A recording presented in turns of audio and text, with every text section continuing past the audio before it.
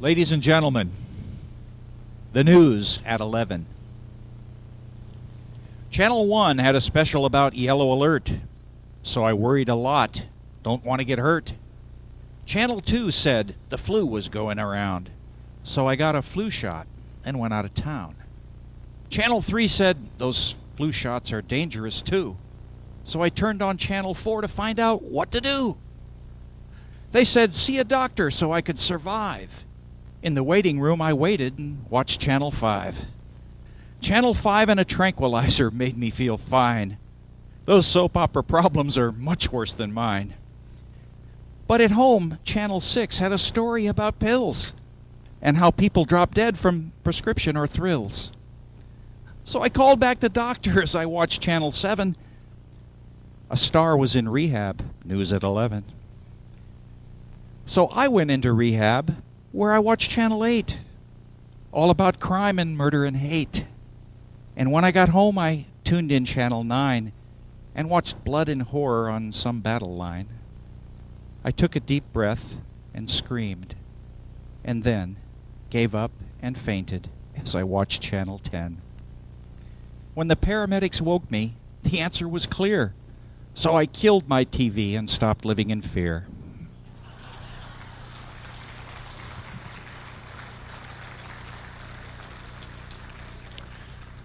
That's another one of the wonderful new poems from Lori Boxer's new book, Swamp Gas. These are available for sale at the Congress Book and Tape. Wonderful stuff. Lori, are you in the room? Lori, if you're in the room, stand up. There she is. Okay, let's give her a hand. This is the young lady that writes these marvelous poems. Okay, ladies and gentlemen, our next speaker, he doesn't need an introduction.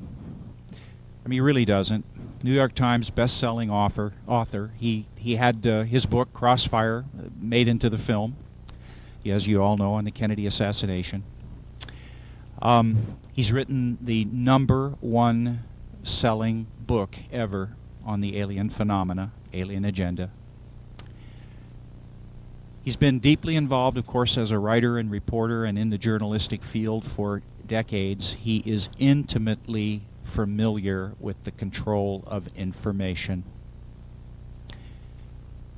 and how he can come up and do the kind of research that he does absolutely mystifies me.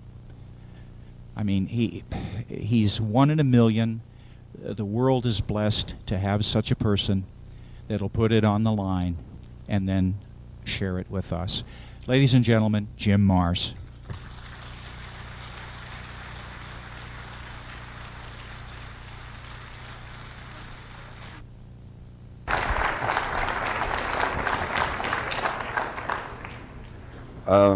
Hopefully I'm on this mic, so that way I can move around.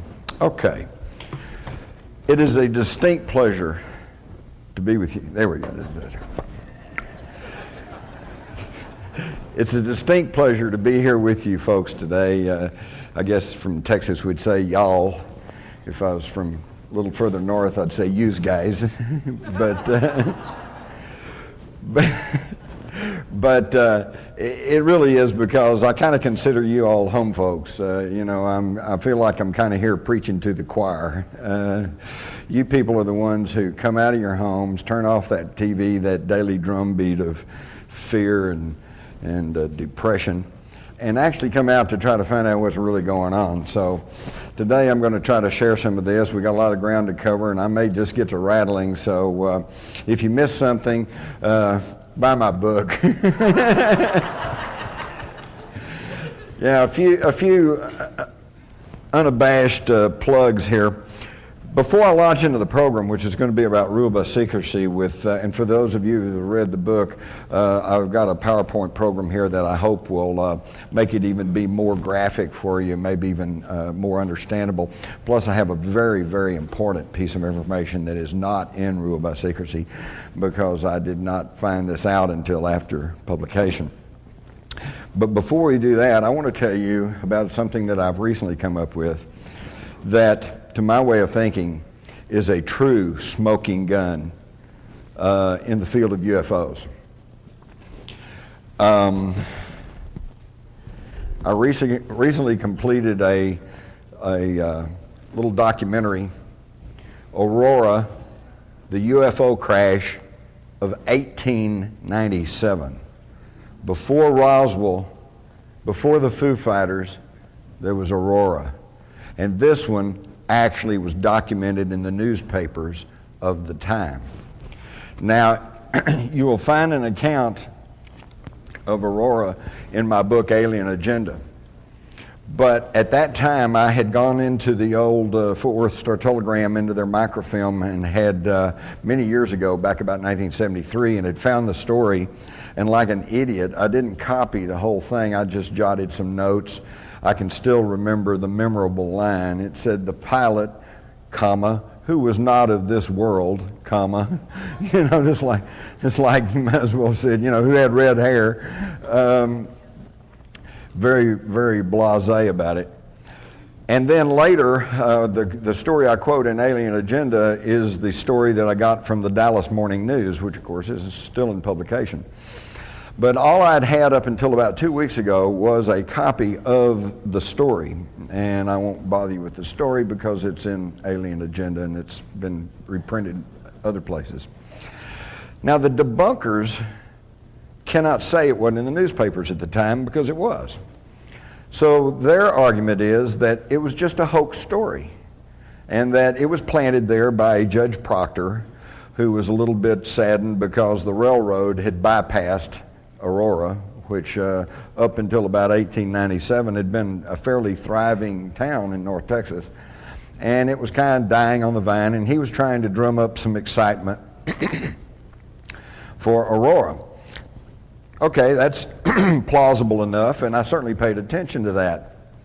Until about 2 weeks ago, when I managed to secure a copy of the entire front page of the Dallas Morning News from April the 19th, 1897. Main headlines talking about the great aerial wanderer. There are 16 stories on this front page, and every single one of them concerns the large silver cigar-shaped object flying over Texas. Now this, folks, is in the spring of 1897. This is 7 years before the Wright brothers flew at Kitty Hawk. This is 7 years before the first powered balloon flight in the United States, the California era, and also in 1904. These reports range from the Oklahoma border as far south as Austin, Texas. And it's really incredible. Wortham, Freestone County. Captain John A. Lilly, a prominent and respected citizen of this place, a Mexican War veteran, claims that he saw the mysterious airship last night at 9:30. He said it was going straight up. Kind of leaves out a meteor, doesn't it? And of course, we have the story here about the crash in Aurora. And it says the pilot of the ship is supposed to have been the only one on board, and while his remains are badly disfigured, enough of the original has been picked up to show that he was not an inhabitant of this world. I'm telling you, folks, this was recorded years ago, and I have some copies of this front page. It's really worth getting. On 2 occasions, there's an account of where it actually landed and people communicated with the crew. One time they were told that this was a secret invention that had been developed by an inventor in mid-state New York, and that he and 2 assistants had taken off to test it, and it was such a success that they soon found themselves over Indiana. So they just kept going and ended up in Texas. And they said, well, now don't say anything to anybody. Don't spread the word about this, because when we get everything patented, we're going to release this, and it's going to revolutionize transportation. But in the same story, from a different place, we have a fellow who says it landed, and they told him that they were from the North Pole, in a strange and ice-free area up there where their ancestors had settled, and that they were developing this technology. Now, an even stranger story, this one to me is a tip-off that something's going on, and this is not in this Dallas paper, but in the old Fort Worth Register. There was a story of a railroad track inspector who it was getting late in the evening. He was about to turn back and head back to the city when he saw a bright light up ahead, and he went up to investigate, and he said there was a large silver cigar-shaped object sitting on the railroad track, and that there was some crewmen around in blue uniforms. And said the captain came up and talked to him and told him that they had to stop, make some repairs to their craft, and that not to say anything about this because they were on a secret mission. He said the craft was full of dynamite, and they were going to go bomb Havana.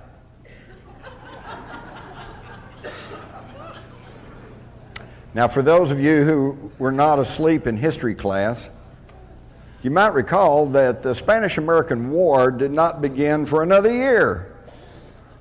And that was only after the mysterious explosion of the battleship Maine in Havana Harbor. So what's going on here? Why would somebody a year previously, how did they know we were going to have a war with Cuba, with Spain that included Cuba? This may have to do with what John Spencer, who wrote the UFO Encyclopedia, calls cultural tracking. And this is that the inhabitants of these craft have the ability to mask themselves, cloak themselves, if you will, and give the appearance of the technology at the time. The fellow who was told that this was a device that had been developed in New York State was told that it ran by electricity. Well, of course, today that sounds pretty antiquated.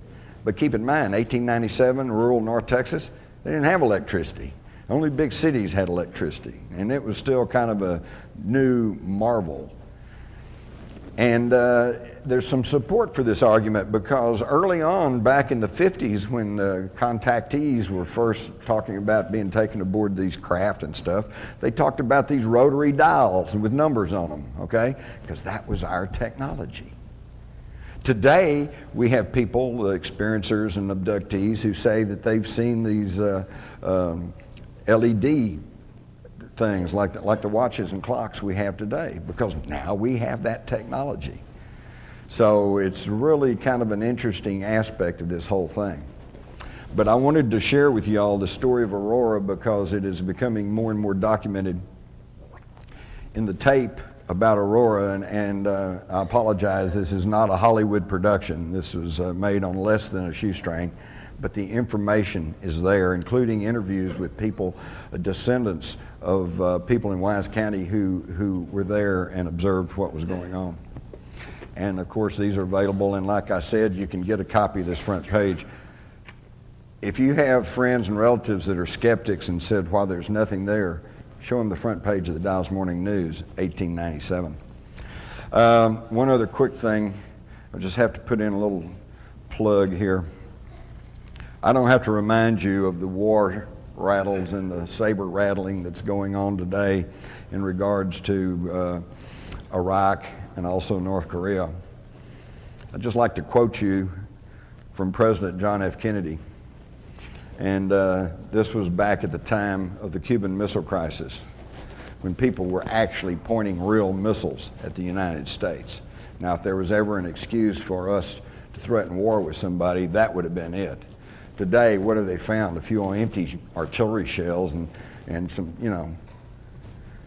President Kennedy said, "The United States, as the world knows, will never start a war. We do not want a war. We want to build a world of peace where the weak are safe and the strong are just. We labor on, not toward a strategy of annihilation, but toward a strategy of peace." Think about that, folks. How far have we come? From a leader who epitomizes peace and the seeking of peace through strength, to a leader who says, if you don't like what we want to do, we'll just come kill you. It's amazing. Now, how many of y'all have heard of the mystery of Rennes-le-Chateau? How many of you really truly understand what that's all about? Stick with me. I think I'll help put this together for you. How many of y'all are familiar with the work of Zecharia Sitchin? Okay. Stick with me. I think I can tie this together for you.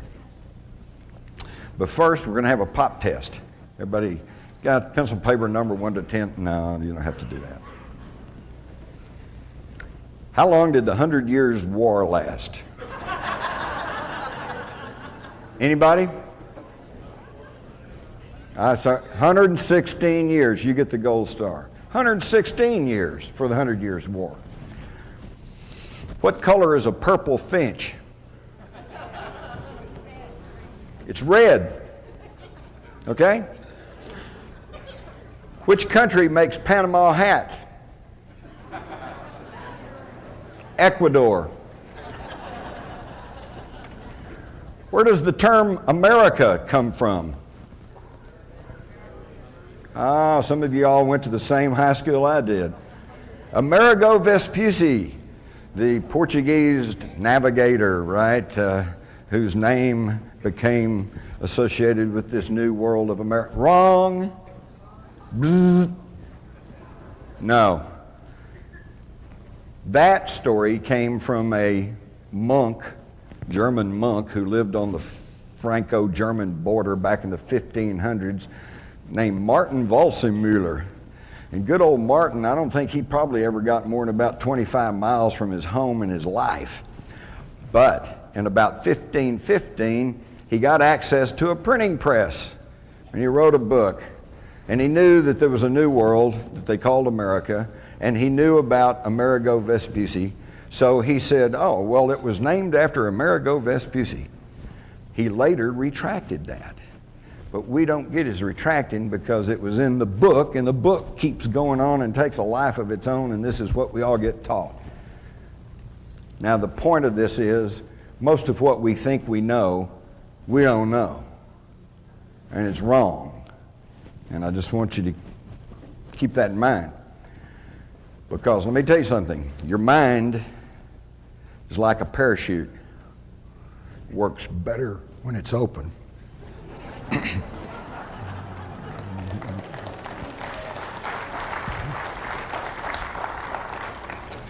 All right, now to try to hurry on through this. I do fine until I get up in front of people. I guess y'all make me nervous. You notice how nervous I am. Ruled by secrecy, the hidden history that connects the Trilateral Commission, the Freemasons, and the Great Pyramid. Now, I hate going to places where they put up something and then they read it to you. Hey, thank you, I can read just fine. But I do want to read you this first quote, and then I'm not going to read you the rest. You can read them for yourself. But this one, I think, tells the story. And this is not a conspiracy theorist. This is not Jim Mars's quote. This is Woodrow Wilson, a very powerful insider, an insider who was put into office by men connected to secret societies. He knew what was going on, and what did he write? Some of the biggest men in the United States are afraid of somebody. They're afraid of something. They know that there is a power somewhere so organized, so subtle, so watchful, so interlocked, so complete, so pervasive that they'd better not speak above their breath when they speak in condemnation of it. How much more do you want, folks? He's trying to tell us what's going on. Now, what I've done here and what I'm going to present to you all is a synthesization, easy for me to say, synthesization, a compilation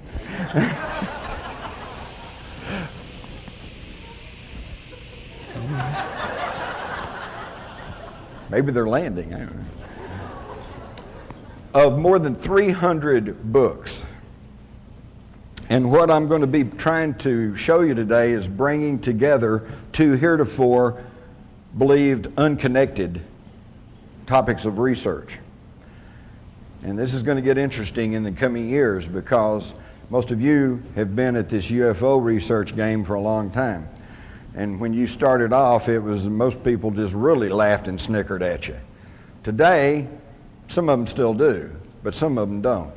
Today there's a rising and growing acceptance that there's something out there and that we're probably not being told the truth.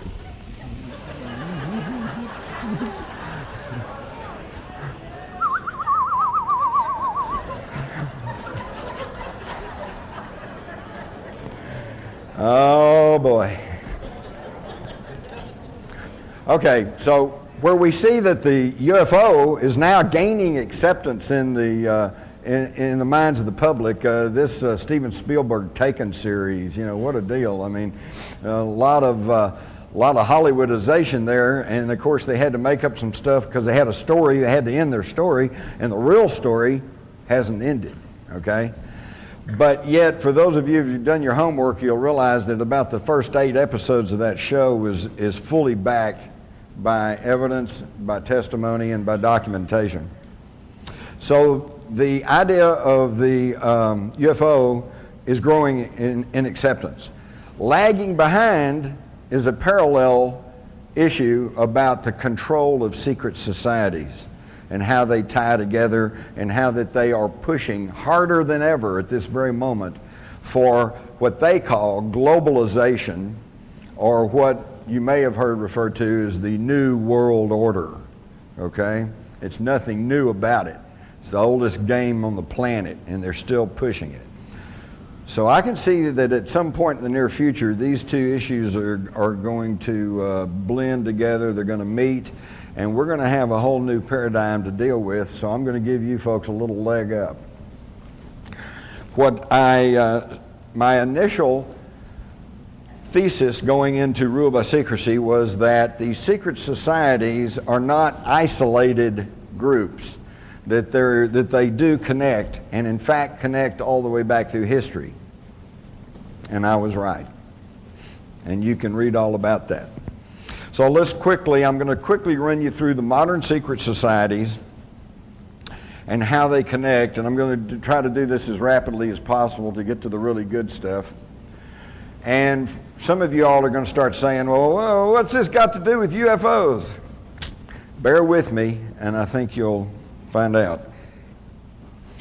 We'll start with the Trilateral Commission, which is one of the more recent ones. This was formed in 1973 by David Rockefeller and one of his henchmen, Zygmunt Brzezinski. And it was obviously an outgrowth and extension of the even older and more secretive Council on Foreign Relations, because David Rockefeller and Brzezinski were both members. All 7 original members of the Council on Foreign Relations were members of the, 7 members of the Trilateral Commission were members of the Council on Foreign Relations. So it's safe to say that it was simply a little more open, a little more public, extension of the Council on Foreign Relations. What it also did was, because of its name, trilateral, which refers to the trilateral nations of Japan at that time, to include China now, North America and Europe, the trilateral nations. And so not only was it an effort to have a little bit more open, less secretive organization, but to also to include the Asian economies. They put out various position papers, and I particularly like the one they issued in 1975, Democracy in Crisis, where they basically said and argued that, you know, there's a little bit too much democracy in the United States, and it's just really not good for business, so maybe we need to curtail that a little bit. Now that was 1975, and I asked some of you older folks here about my age, do we have more or less democracy in the United States today? Seems like that they're getting what they want. You might also notice that I found it interesting, the logo of the Trilateral Commission looks suspiciously like a stylized swastika. And that may not be my imagination, as you will soon see. Senator Barry Goldwater, in his book, With No Apologies, just flat stated that the Trilateral Commission is intended to be the vehicle for multinational consolidation of the commercial banking interest by seizing control of the political government of the United States. And in fact, that seems to be what exactly is going on right now, is a merging of corporate with federal government.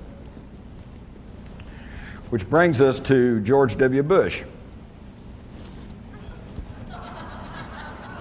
who I call a post turtle. Some of you say, what's a post turtle? Well, that's a term we have down in Texas. You're driving down a country road and you see a turtle perched up on top of a fence post. That's a post turtle. You know he didn't get there by himself. You know somebody put him up to it. And you know he can't do anything while he's up there. And basically all you want to do is help the poor creature down. Post turtle. If it wasn't so serious about what's going on, it really would be pretty laughable. So now that tracks back to the even more secretive Council on Foreign Relations. This was formed in 1921 by a group of people that were including Colonel House, who was the right-hand man, shadow to Woodrow Wilson. And their whole avowed purpose was to educate the American public on the desirability of global government. And why did they feel like they had to do that? Because they had already made their first attempt, the League of Nations. Okay? But it didn't work. Why? Because the Senate of the United States said, I'm not sure we're ready to give up our national sovereignty. How many times have you heard the politicians in the last year or two talk about sovereignty? They don't talk about it, do they? For that matter, when's the last time you heard a national politician refer to the republic? They don't talk about that much either, do they? And while we're here, let's stop and briefly and let's explain what I'm talking about here.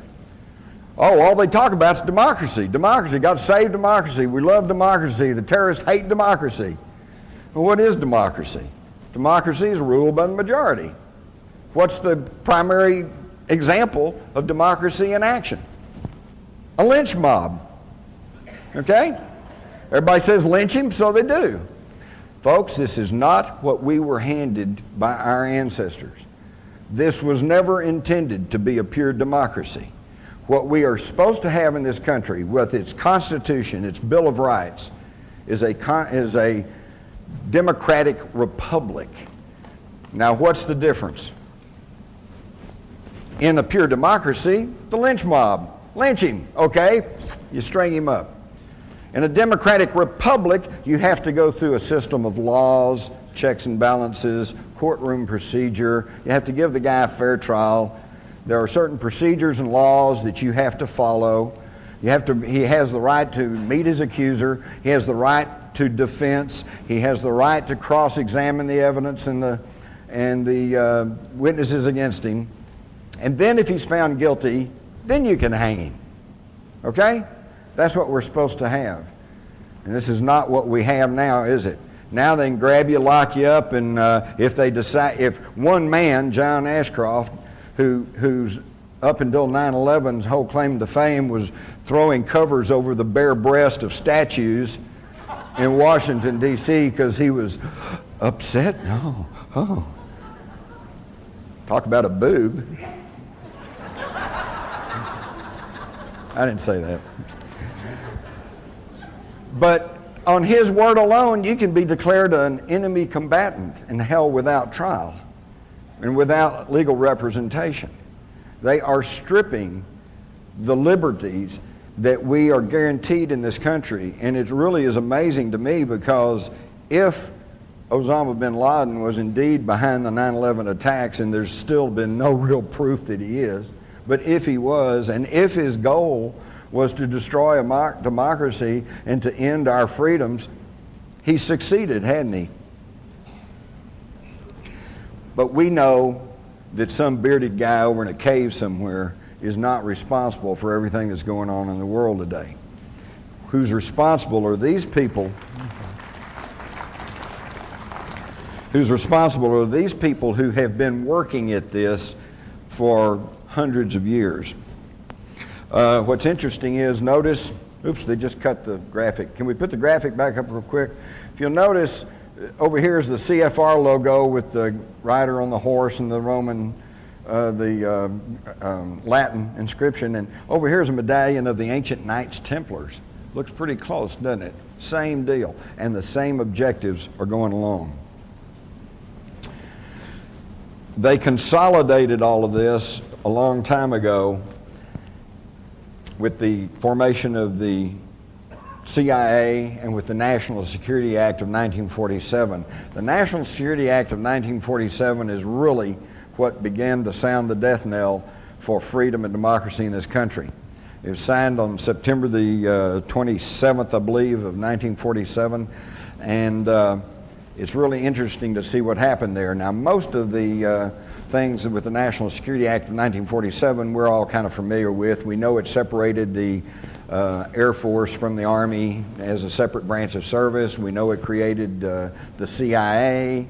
We know that it changed the words, the title of the old War Department to the Defense Department, which is a pretty slick public relations move, because if you go back and look at that old War Department, oh, who wants a War Department? But under the old War Department, we only fought 3 wars: Spanish-American War, World War I, World War II. Under the Defense Department, where we're only going to defend ourselves, yeah, we got Korea, Vietnam, Kosovo, you know, Panama, you know, Grenada, Laos, Cambodia, you know, Colombia, you name it. I think we need to go back to the War Department. We didn't have near as many wars. But within these secret societies now, and everybody that's a member of the Council on Foreign Relations, or everybody that's a member of the Trilateral Commission, they are not all sinister conspirators who are trying to take over the world, okay? A lot of them are just wannabes, you know. They want to be there. They want to be taking over the world. Or actually, I would describe it this way. Remember when you were in grade school? And the thing you really wanted most out of life was to be able to sit at the table with the cool kids in the lunchroom.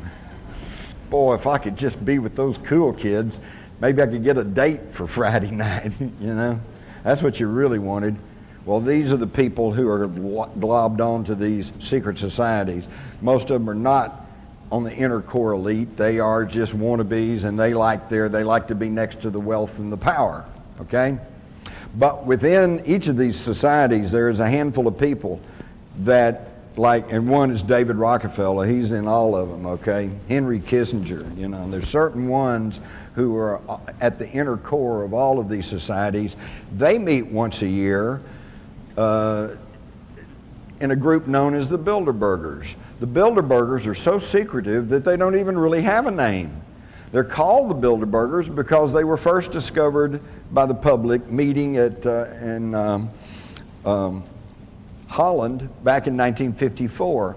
And they were founded by Prince Bernhard of the Netherlands, who had previously been a Nazi SS officer. And by the way, any of you all have Texaco gas cards? You do realize that Texaco is now bought by Shell.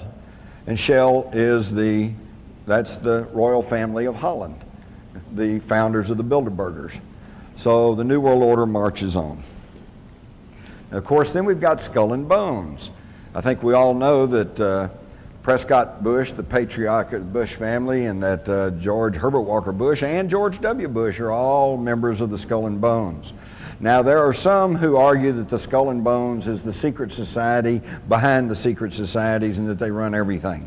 I'm not convinced of that. There are plenty of people who have been inducted into the Skull and Bones and who have elected not to follow through on all their contacts and have gone on to live very respectable and good lives, okay? The Skull and Bones, however, is a springboard. That's where they take young men, they find the ones with ability, and more importantly, those that are compliant, and they groom them to become world leaders.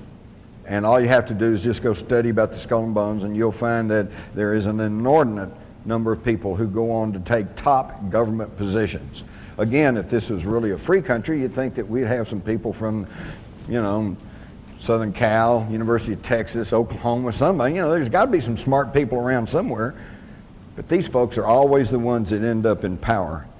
Also, it has been established that the Skull and Bones is actually the Order 322. It is the 322nd chapter of the Illuminati. This was published in the New York Times. Now we get to the question of how come you don't know all this, and that gets back to the control over the media. First, you have to understand the media cannot control these people, these secret societies cannot control all the editors and all the reporters across the country. No, they control the media through the distribution of the information. Just in the past several months, there have been some massive anti-war demonstrations taking place in California, in Denver, in Washington. And most of you have heard little or nothing about them. And when you did hear about them, 30,000 people gathering. Try 500,000. There have been massive demonstrations in England and in Germany, and you very rarely hear about that. This is because they control not the editors and publishers, but the distribution of the information. And how do they do that? I've listed two here, Time Warner and Disney. There's another couple that I could mention. Viacom is another one. Vivendi is another one. Clear Channel is now buying up all of the radio stations in this country. Clear Channel bought up Premier Radio not long back, and now two of its leading voices, Whitley Strieber and Art Bell, are no longer with us. Okay? And who owns Clear Channel? Well, it's connected to the Carlyle Group. That's Henry Kissinger and the Bush family. Okay? So they are clamping down on the access to information. And never lose sight of the fact is, I don't care how brilliant you are, if you make decisions based on faulty, erroneous, or incomplete information, you're not going to be making the right decision. At the top is a note that was written to James Tucker, who used to write for the old Spotlight, now writes for the American Free Press, and he has tracked the Bilderbergers for years. And this lady that was an ombudsman with the Washington Post sends him a note and says, well, if observations of the Bilderberg, the Trilateral Commission, Council on Foreign Relations, Aspen Institute, etc. hold true, there's much that is ponderous, but little that is newsworthy. How's that for a condescending, unthinking response? Let me put it this way. What do you think the news media's reaction would be if all of the owners of the National Football League franchises were to meet in a big hotel secretly with armed guards all around it, won't let the media in, won't let anybody in? They meet there for about a week, and then they all come out and say, sorry, I can't tell you what we talked about. Whew. Would they blow their lid or what? They'd be yelling price fixing, collusion, restraint of trade, blah, blah, they'd raise hell. But you get the leaders of commerce and banking and industry, and they meet once a year, and they hide themselves off in some big, well-guarded resort, and they come out and say, we're not going to tell you what we talked about.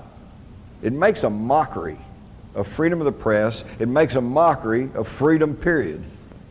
We have got to start understanding who's really calling the shots, because until we understand what's really going on, how can we make any decisions or do anything about what's happening in our own country? I had to throw in this cartoon. Says, well, the CBS Viacom deal, look at what you get. Movies, MTV, radio, videos, Nickelodeon, news media, theme parks, billboards, Showtime, just about every kind of entertainment and advertising you could want. The guy says, well, what about the news? And the guy says, this is the news. This is the news. Think about it, folks. Not long back, I'm sitting at home, and I don't watch TV that much, but I happen to have it on. They said that we're going to interrupt for a news break. I'm going, okay, good. I'll get to the headline news, kind of get caught up. There were 4 stories that they put out over this 2-minute news break or whatever it is, and all 4 of them were sports stories. So-and-so won the Masters, so-and-so won some football game, some baseball game. Don't get me wrong. I love sports, but sports are sports. They are not news. You can get all excited about the big game, but then next week it's over with, and who cares? And what does it really matter? It doesn't. And that's what's masquerading, though, as news. Now, these folks, it's already been said right here at this conference that these folks are really the brightest and the best, and they are more intelligent than we are.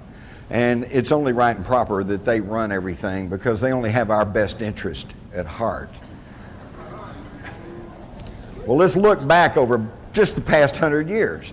They've given us 2 world wars, 2 depressions, one acknowledged and the one currently not. And doesn't sound like they're operating in our best interest. Not at all. They give us the Persian Gulf War. That was Daddy Bush's war. Drew his line in the sand. Just happened to be north of the Harkin Energy holdings of his son George W., who just by sheer coincidence, I'm sure, sold off the bulk of those holdings right before the invasion of Kuwait and made himself almost a cool $1 million by selling short on that. You think Daddy might have whispered in his ear? Oh, no, wouldn't do that, would they? Of course they would. And then the whole thing ends, just as everything's closing in. Got too much to cover here. I could give you the whole story.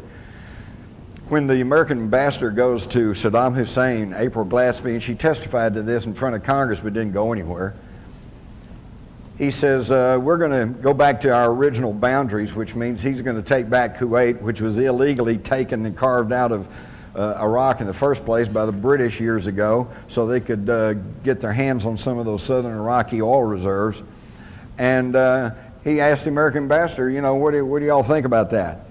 And her almost exact answer was, well, I've been instructed to inform you that we consider that an Arab problem and we don't really have any thoughts on that. What does that sound like? Sounds like do what you want to do. And then the minute he sends his troops into Kuwait, oh, he's the new Hitler.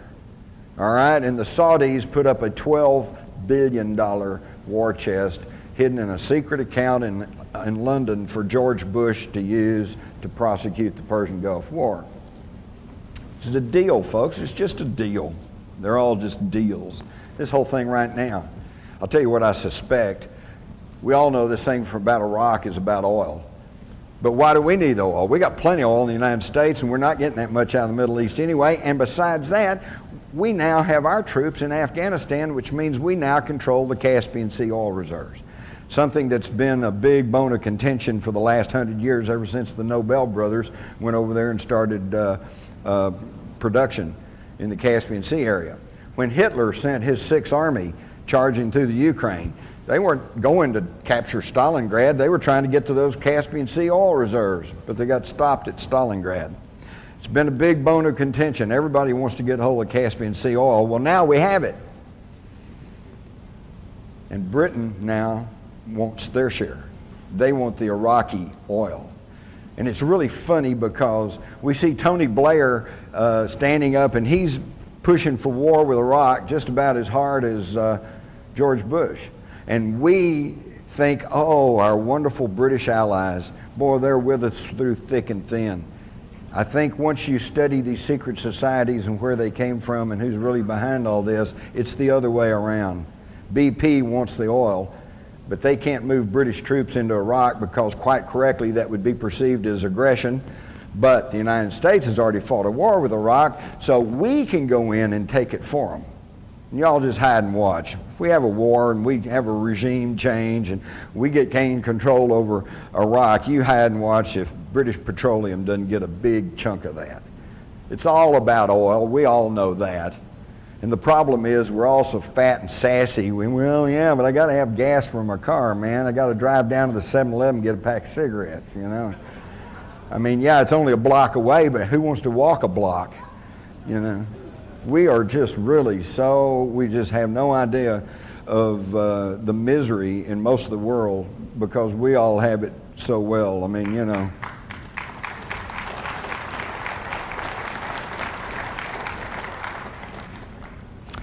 So it's all about oil, and my big complaint there is we don't need the damn oil, okay? We don't need to be on a petroleum energy basis anyway. There's so much other things we could be doing.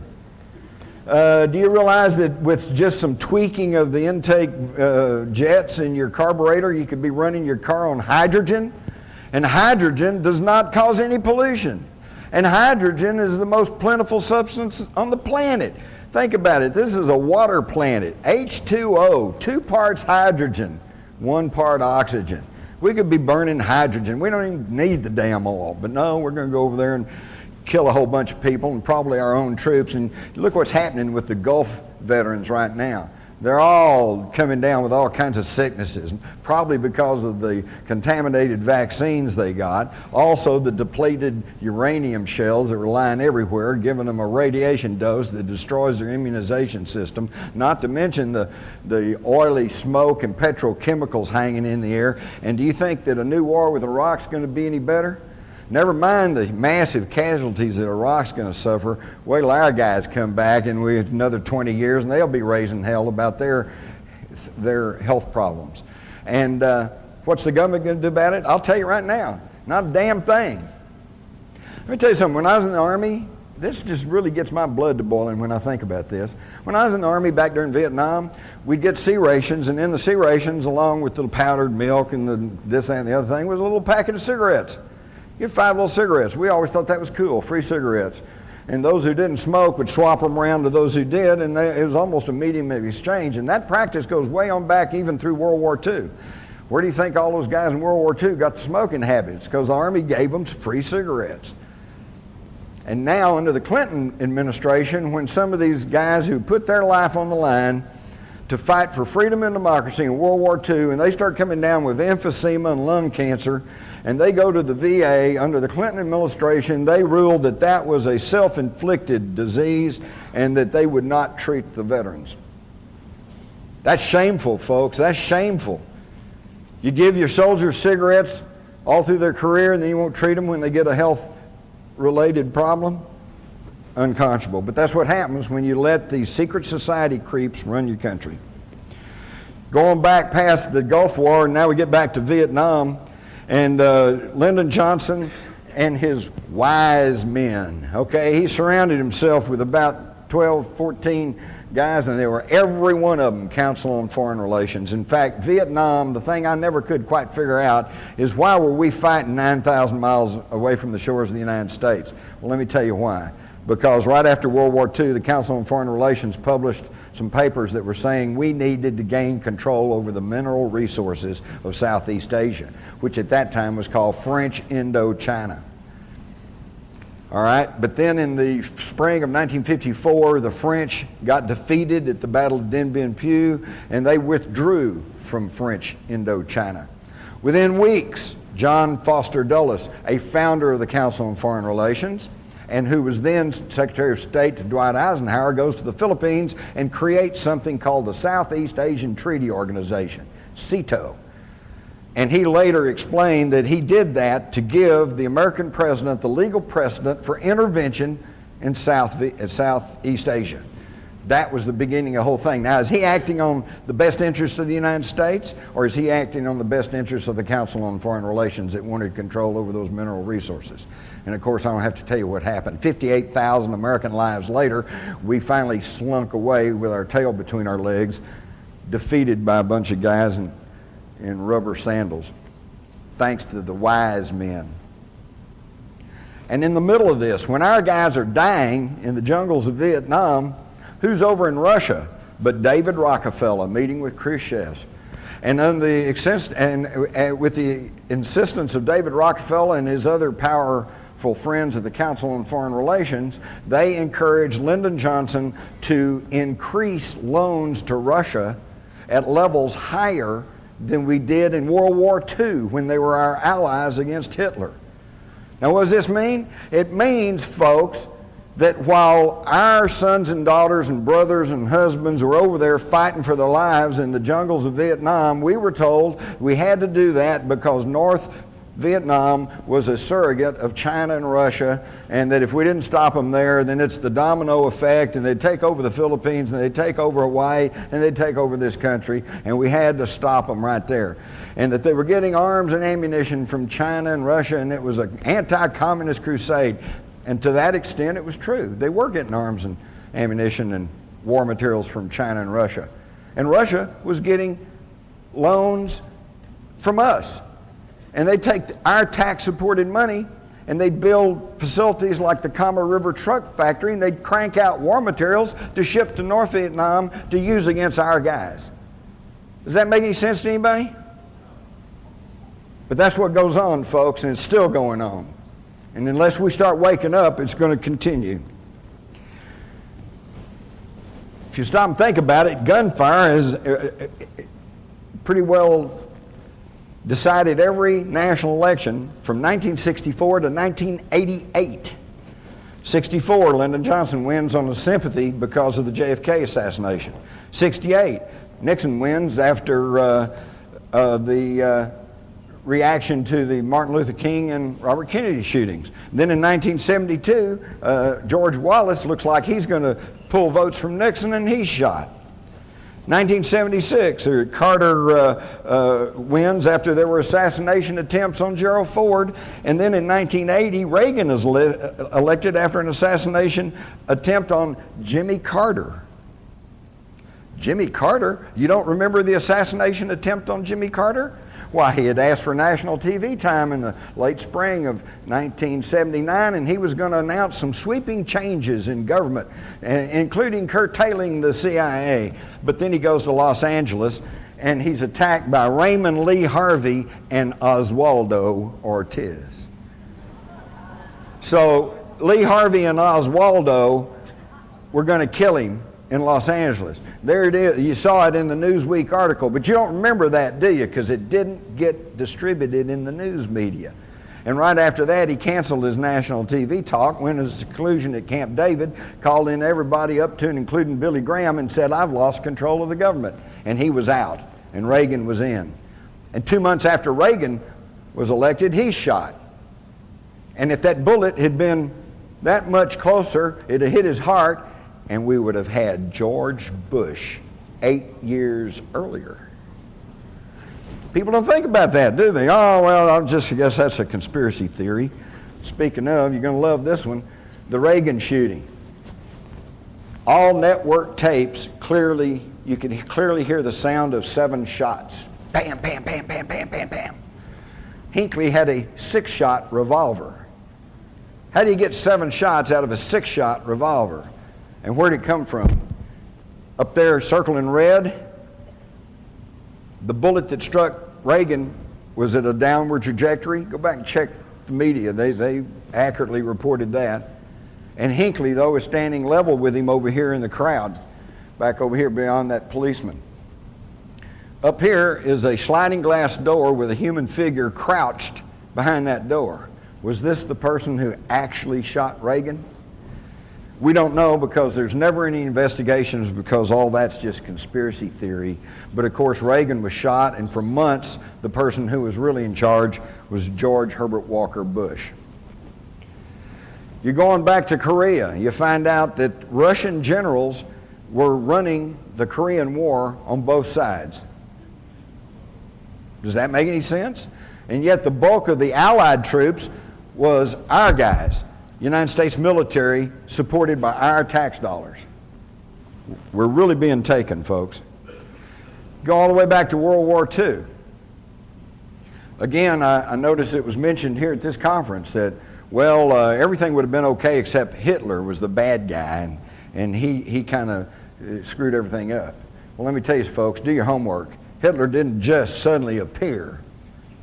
Hitler, number one, was a military intelligence agent who was assigned to infiltrate the Nazi Party. And he went back to his superiors and said, well, went to this meeting, there's only about 9 guys there, but you'd like them, because they want to rebuild Germany, and they hate the Jews, and they want to rearm, and they want to repudiate the Versailles Treaty. So his superior said, that sounds pretty good. Here's some money, go back and help out.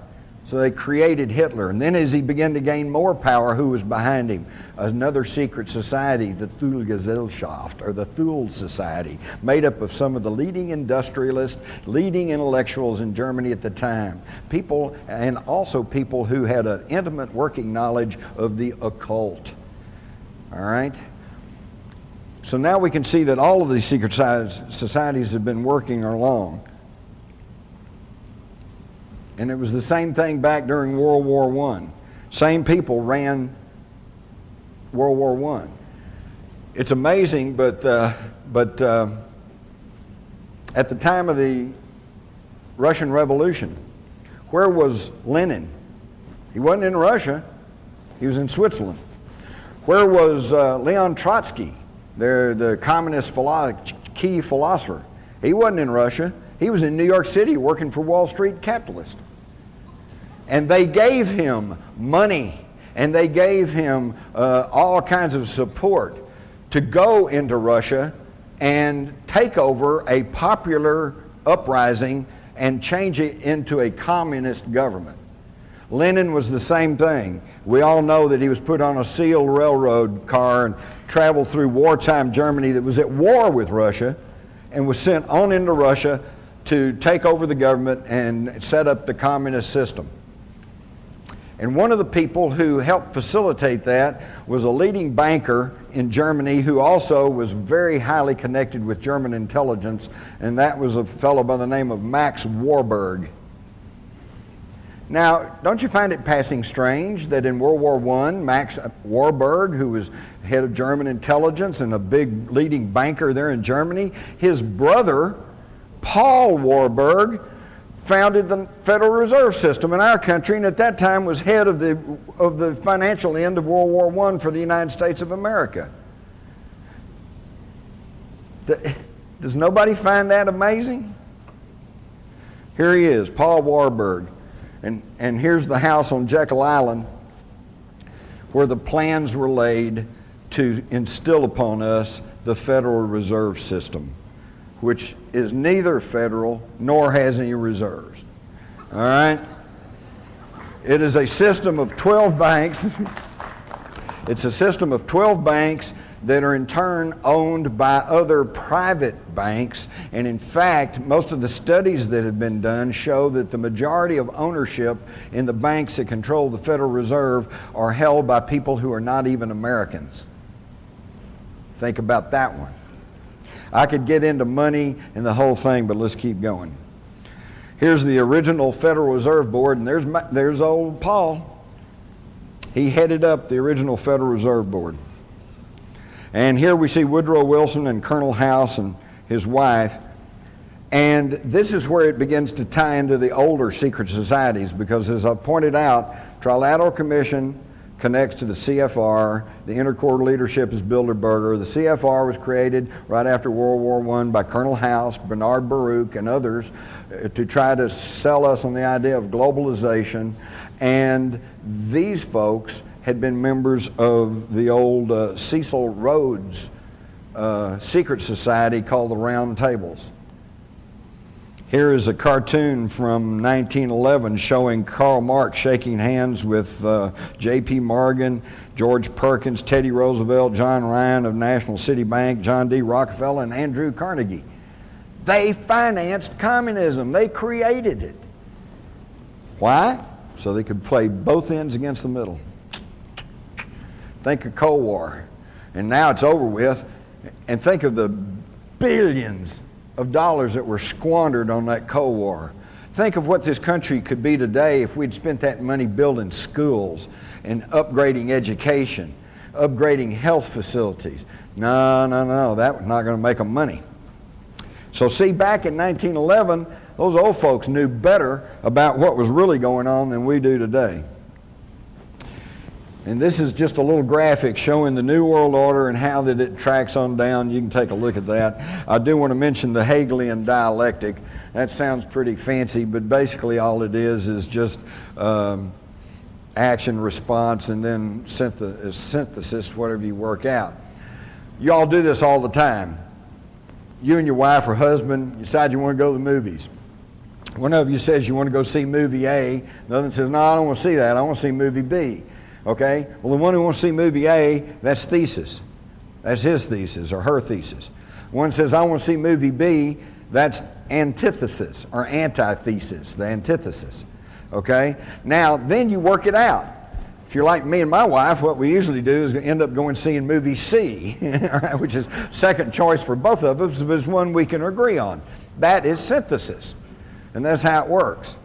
And all Hegel did was simply kind of work out this formula for human interaction. But where the secret society folks took a leg up on it is they figured out you don't have to wait for a problem and then offered a solution, and then how it works out is what you get. You create a problem. You create a problem, then you offer the solution, and then whatever's worked out, you got it. When the Murrah Federal Building was bombed, they had anti-terrorist legislation pending in Congress, and some of it was pretty draconian. It was going to just shred the Constitution, and most people were going, wait a minute, I don't know. They weren't going for it, and it was hung up. It wasn't going anywhere. Boom, federal building in Oklahoma blows up. I'm not going to go into that, but most of you know there's a whole lot more there than Timothy McVeigh and his little fertilizer bomb, okay? But boom, it goes up. All right, now you got a problem. And what's the solution? Got to pass all this anti-terrorism legislation. But then that's a problem. So what's the solution? Well, you work on it, you water it down, and it still got passed. Not to the extent they originally wanted, but it got passed. And it's the same thing that we knew the communists did for years. 2 steps forward, 1 step back. 2 steps forward, 1 step back. This stuff they've rammed through over the past year, Homeland Security, Patriot Act. You hide and watch as the years drove on, unless they pump us up again with some other terrorist act, which they're liable to if we start balking at everything.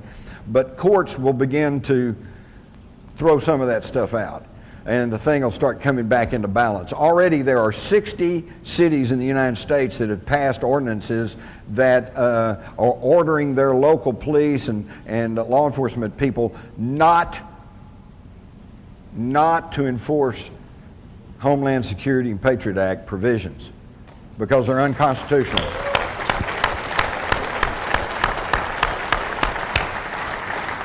Of course, you don't hear much about that through the mass-controlled corporate media, but it's happening, and there will be a backlash. It will come, and things will balance out a little bit, but see, it's already on the books. And this Homeland Security thing, once you create that whole level of bureaucracy, I guarantee it'll never go away. The CIA is a good example. That was intended to be exactly what it says, the Central Intelligence Agency. It was going to be a small agency that was going to take the intelligence from the Army and the Air Force and the Navy and everybody else and coordinate it. And it was intended to stop duplication of effort. And instead it created a whole monster that we're still having to deal with, okay? And it'll never go away. Homeland Security will never go away. We should never have passed it in the first place, but there was no debate, no talk.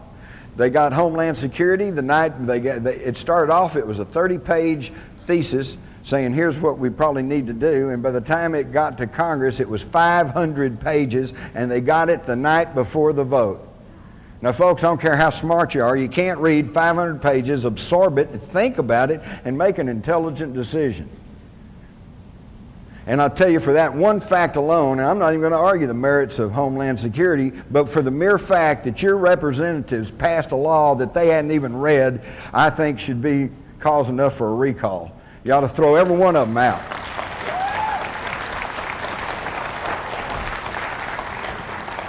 Because what's the first thing a lawyer will tell you?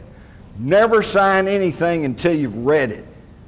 And these guys passed the Patriot Act and the Homeland Security, and they didn't even read it. They had no idea what they were passing.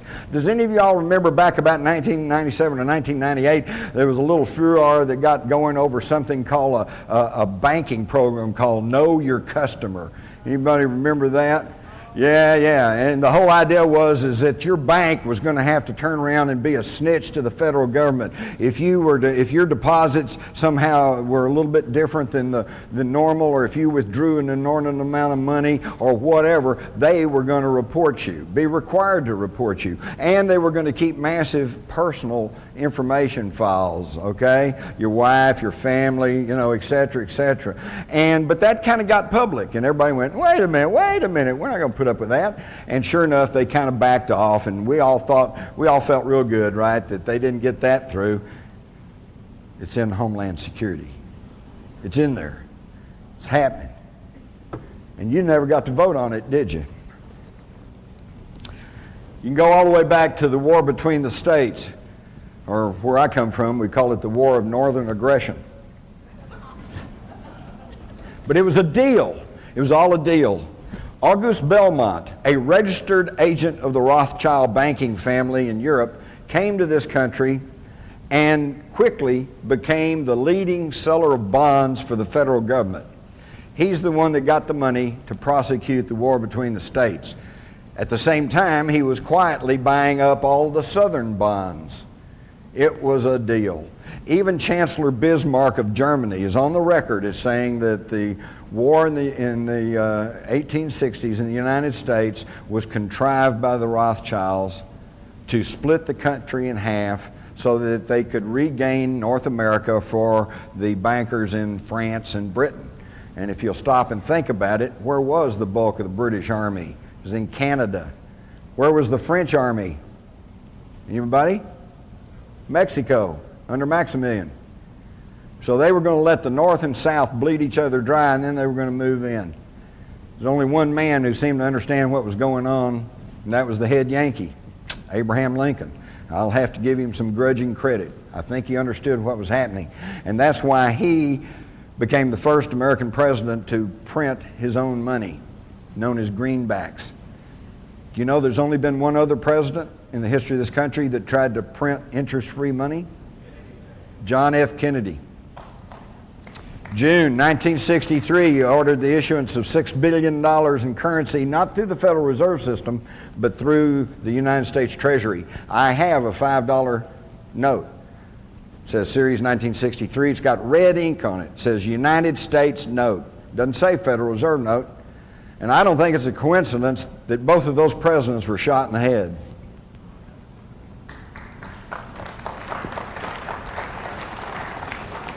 So now we can see what I call my pyramid of power. That's us down at the bottom. The poor, long-suffering public.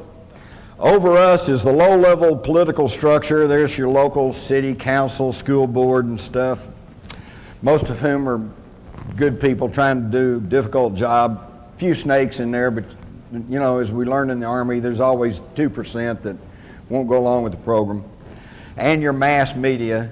And this thing maybe that disturbs me most about the mass media, having worked in it, it's not that they're bad, it's not that they're liberal, it's not that they're conservative, it's that they're dumb and they're lazy, okay? They don't want to work, so they will not go out and really pursue a story or look past the superficial explanation. They just take the government handout and they run with it. And this really bothers me because, you know, I think about it in our own personal life. If you have a good friend and you find that friend is lying to you, then that upsets you. But that's a friend, so you try to forgive them and you try to rationalize and think, well, maybe they just didn't understand. Then you catch them lying to you again. Well, now it's going, boy, I don't know. Third or fourth time they lie to you, they're no longer your friend, are they? I used to just say, I don't want to have anything to do with that person. He's a liar.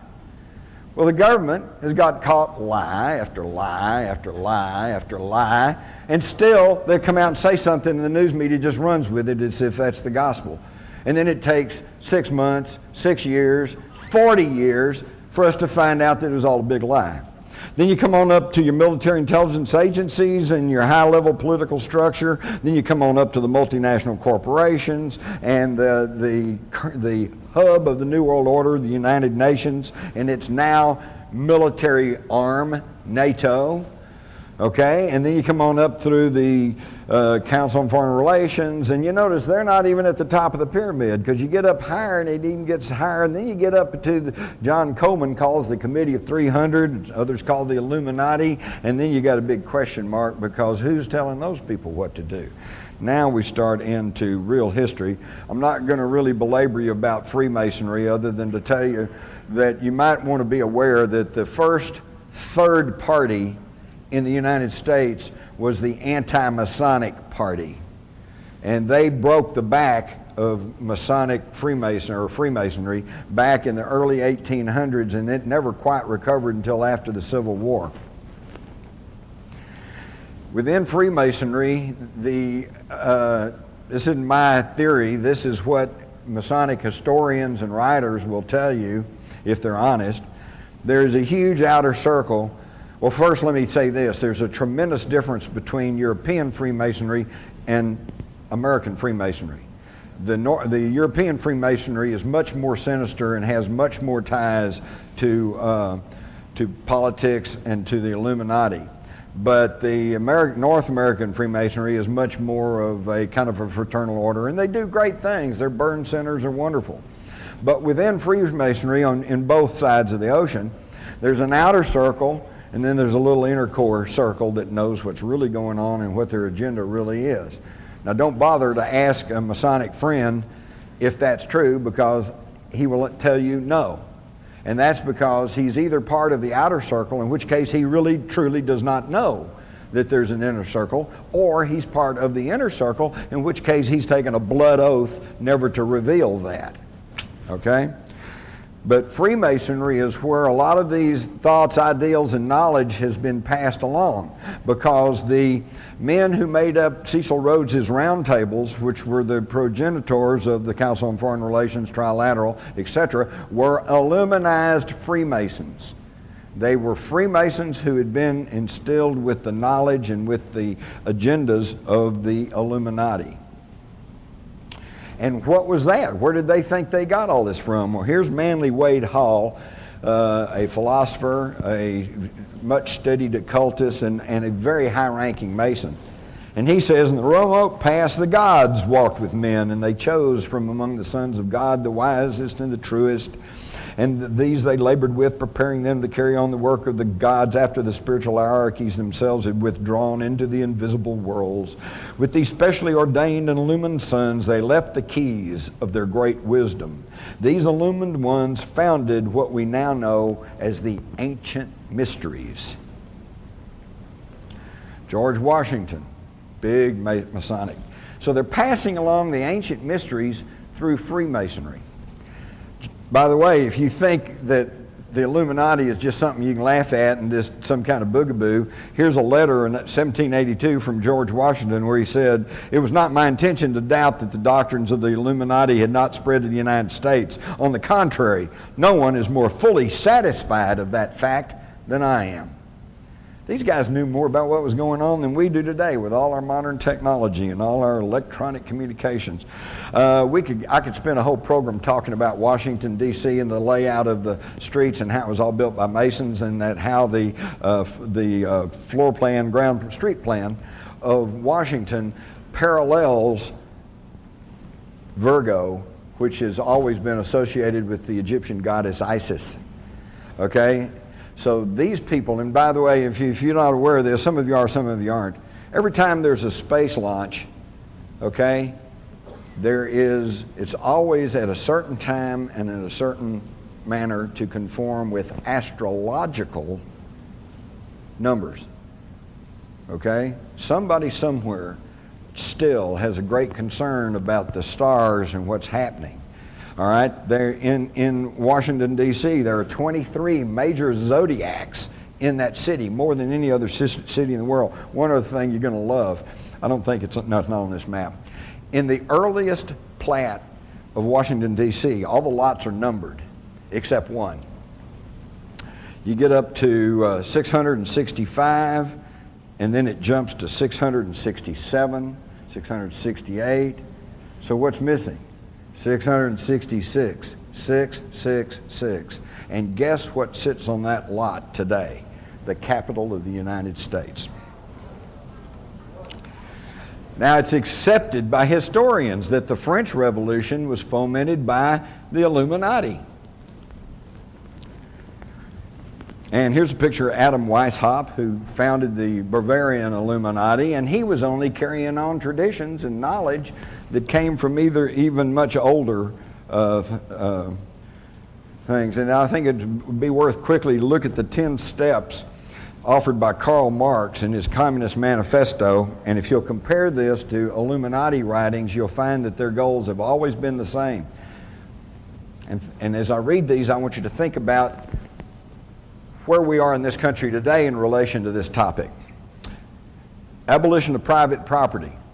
Not there yet, but they're working on it.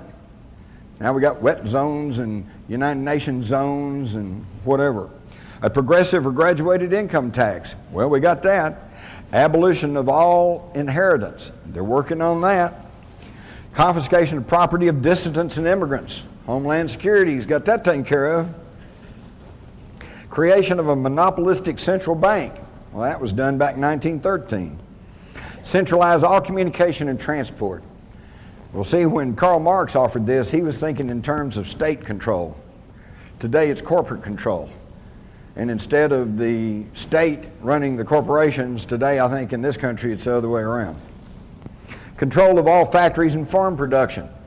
Again, corporate control. Central ownership of capital with deployable workforce. That's us. Oops, got to move from Silicon Valley, no more jobs, and got to go somewhere else. Blur the distinction between rural, country, and cities. Boy, that's being done. I moved to the country 22 years ago. It was a wonderful little place. Now I go down there, there's McDonald's, Sonic, Krispy Kreme donut shop. You know, might as well be in Fort Worth or Dallas. Free public education for all children, which on the surface of it sounds like a wonderful idea, and I'm all for it. I think every single kid, no matter where he comes from, no matter what color he is, no matter what, should have a shot at learning the 3 R's, reading, writing, and arithmetic. But folks, that's it. After that, if he has aptitude, he should be able to go on. If he doesn't, he should go to trade schools. This thing, education has turned into a huge monster. And look what's going on in education today. And look what, you stop and check what they're being taught. And today they're not even being taught. What's important is they have to feel good about themselves. That's why they're trying to do away with grading systems. That's why they're trying to do away with the SATs and all like that. Well, we don't want somebody feeling left behind because they can't pass those tests. We want them to feel good about themselves. Well, all I can say is how good about themselves they're going to feel when they're 50 years old and all they can do is sit on the street corner and sell pencils. You know, you got to have that education. And they're not getting it. The dumbing down of America is not just a catchword. It is actually happening. So all of these things that were advanced by the Illuminati long before even Karl Marx are all agendas that are still being pushed along on us. And where did they came from? They came from the Knights Templars, who built these wonderful cathedrals such as Chartres that has stained glass in it that is so luminous that modern science cannot explain how they do that.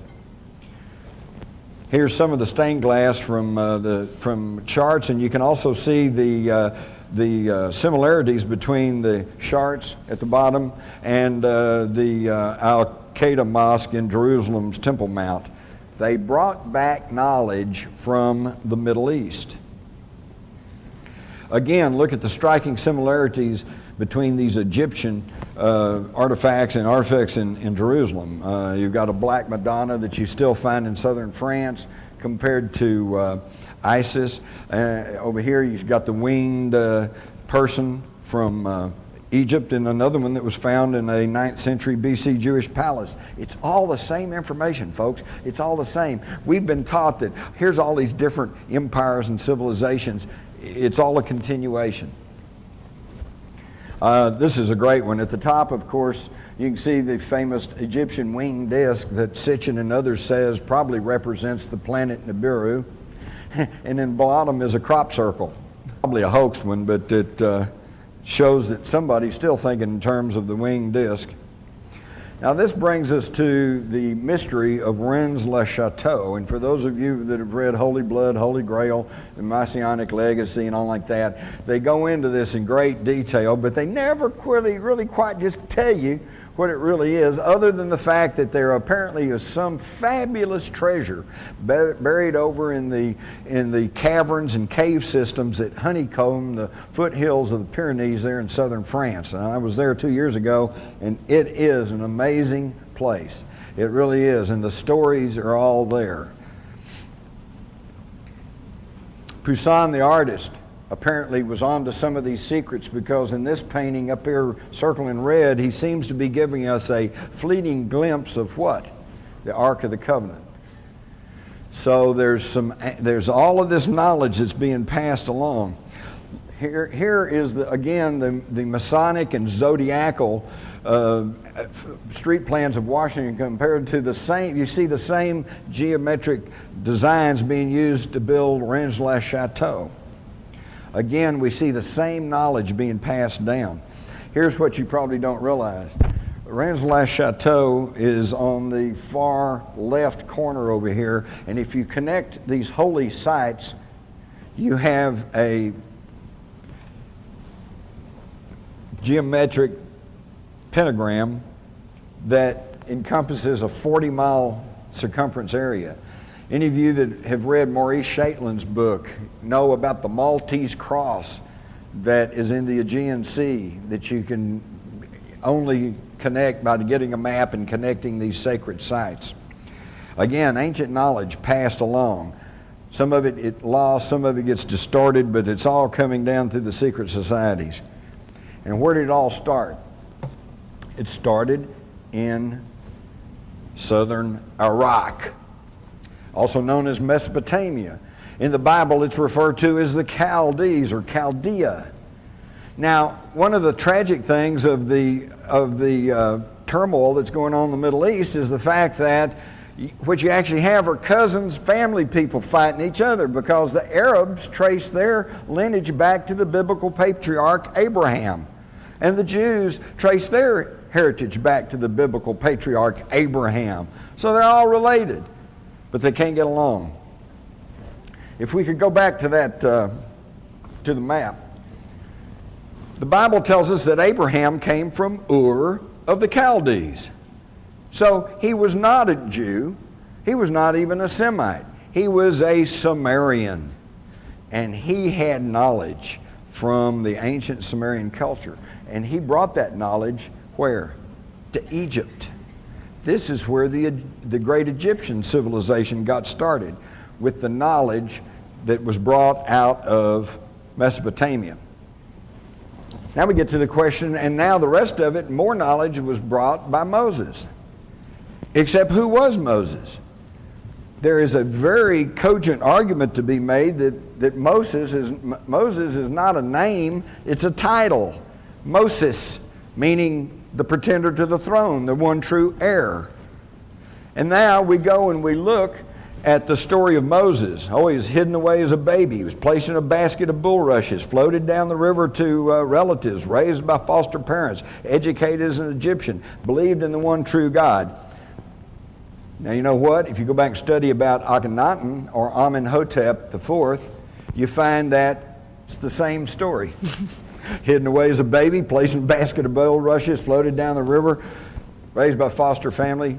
The foster family were Hebrew slaves. Well, you all know, any of y'all who have adopted or are adopted or are adopting children, your real parents are who raise you, not who gives birth to you. Okay, we all know this. So Amenhotep is raised by Hebrews who instill in him the idea of the one true God. And when he assumes the throne as Pharaoh, he changes his name to Akhenaten, meaning the one who worships Atim, the one true God. And even in the Bible, it says he was an Egyptian or had great knowledge of Egypt, was very powerful in Egypt.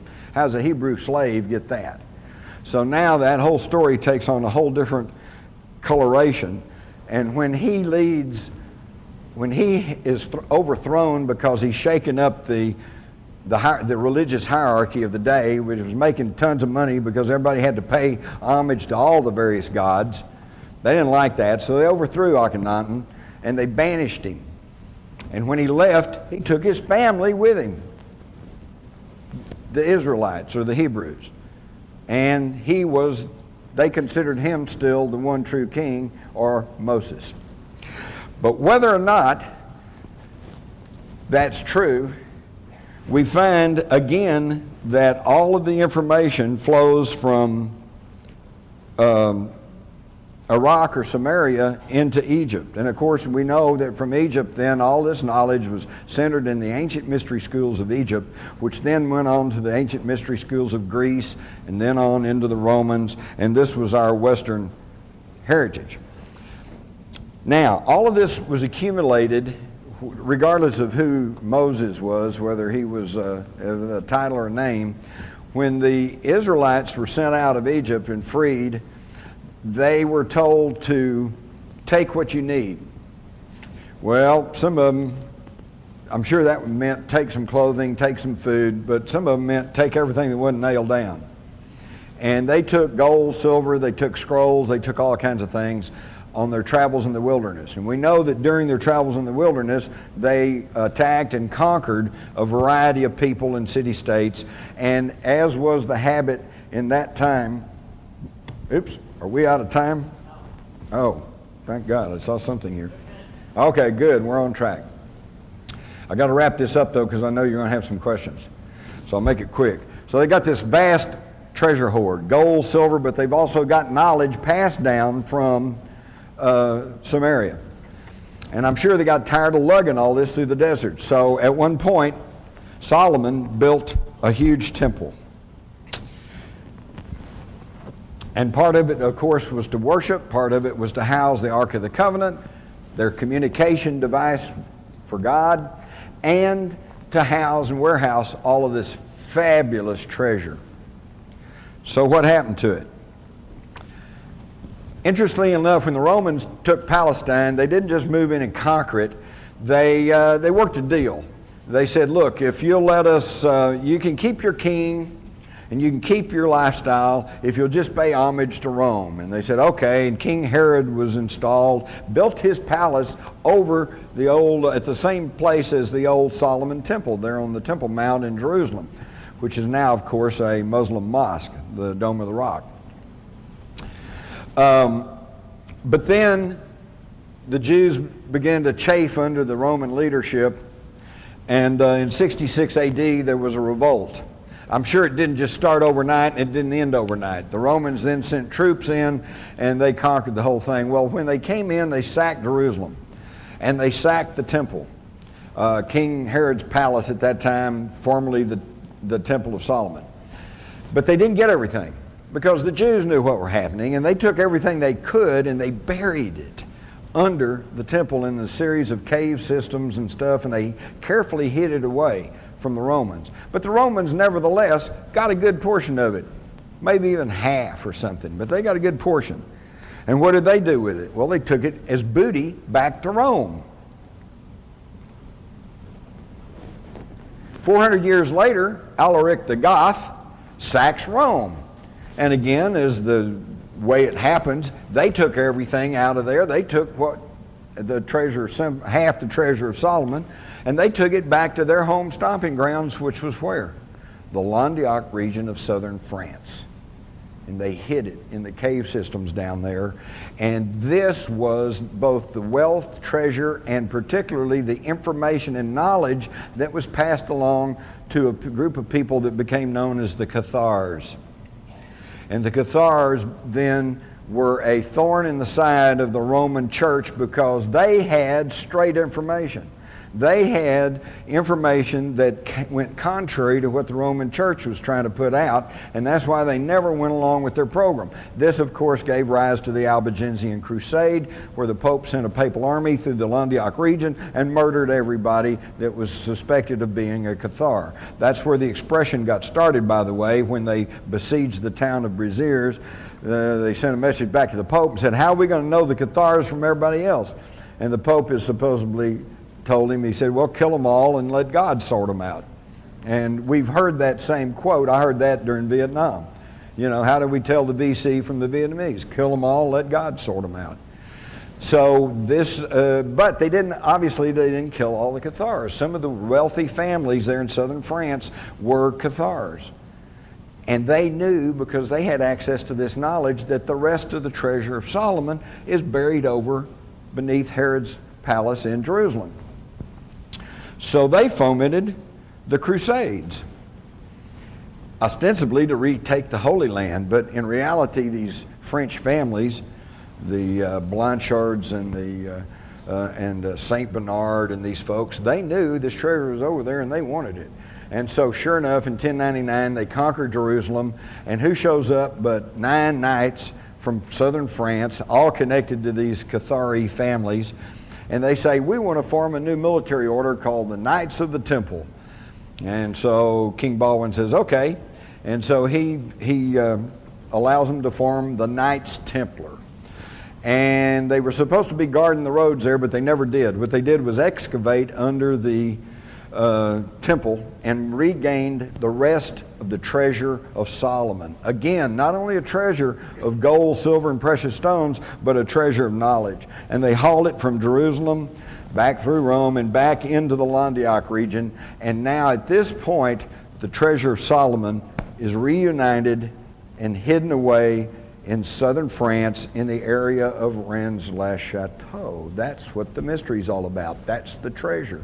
Now, whether Father Saunier ever actually found the treasure is open to question. I suspect not.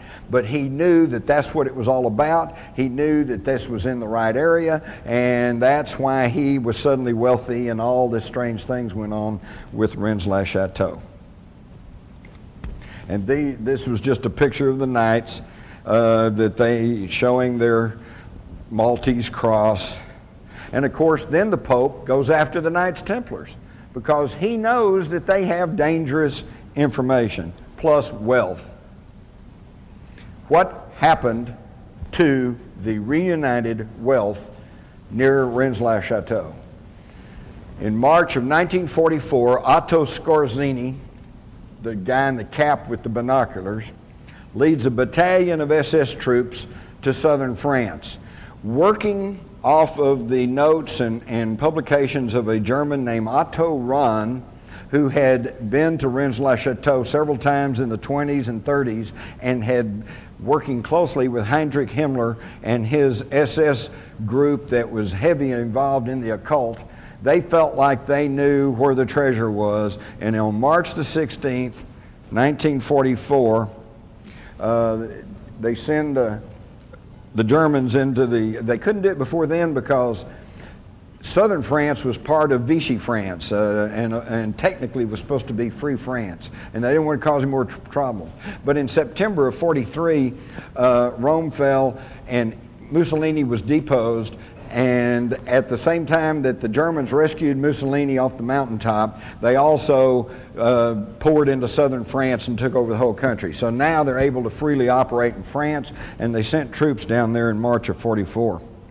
He sends a one-word telegram back to Berlin on March the 16th that says, "Eureka, I found it.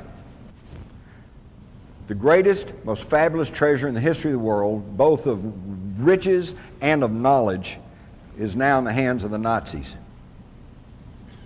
They took it back to Berchtesgaden, which you can see the diagram here has an underground labyrinth of hidden systems and caves and bunkers and everything else. But it probably did not remain there. It was taken out of Germany on something called Aktion Adlerflut, or Operation Eagle Flight.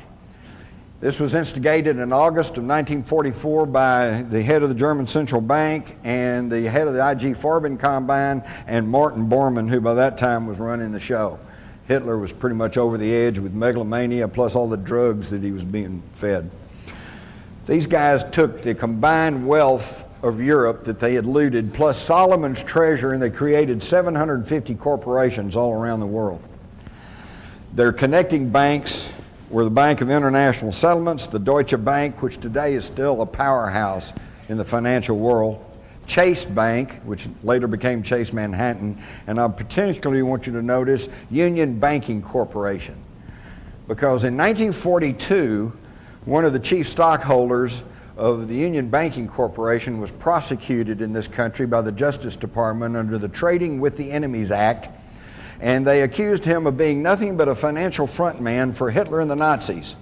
And that man was Prescott Bush, and also his father-in-law, George Herbert Walker. So when you hear people say that these people running the country today are a bunch of neo-Nazis, I want you to stand up and say that is not so. There's nothing neo about them. They're the real old Nazis.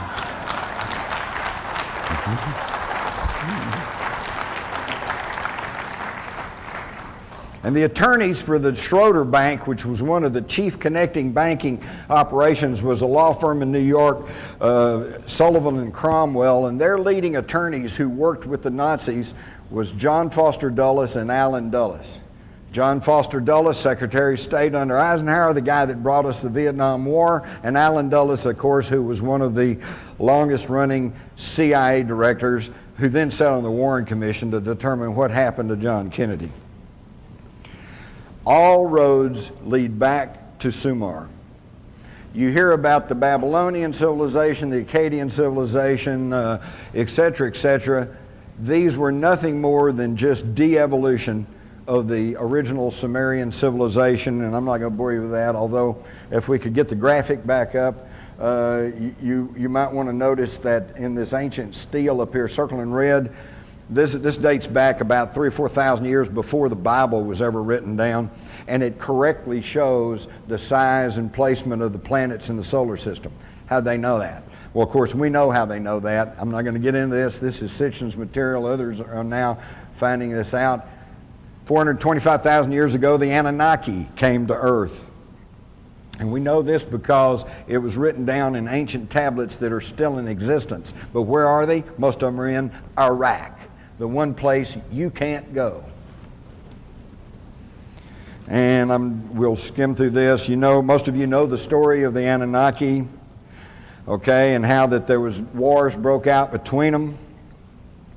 We also know that they claimed that they took a primitive Earth female, shall we call her Lucy, and they manipulated her DNA, did some genetic engineering, and came up with a worker race, which I think goes far to explain the absence of the missing link. There is no missing link. He had Neanderthal, and then his DNA genetic makeup was tweaked, and then you had Cro-Magnon, modern man. We could go into the similarities of the names and the writings, but let's rush on through. It's also interesting that the ancient Sumerian tablets also give the exact same account of the biblical flood, with the only notable exception. There's two notable exceptions. One is that, of course, in the Bible, his name is Noah, and in the ancient Sumerian tablets, his name is Utnapishtim or something like that. The one thing I find that's a little bit different too, but really brought a light bulb over my head, I had always had trouble with this idea of 2 of every animals on board this ship. But I did figure out where they went to the bathroom. On the poop deck. No, that's terrible.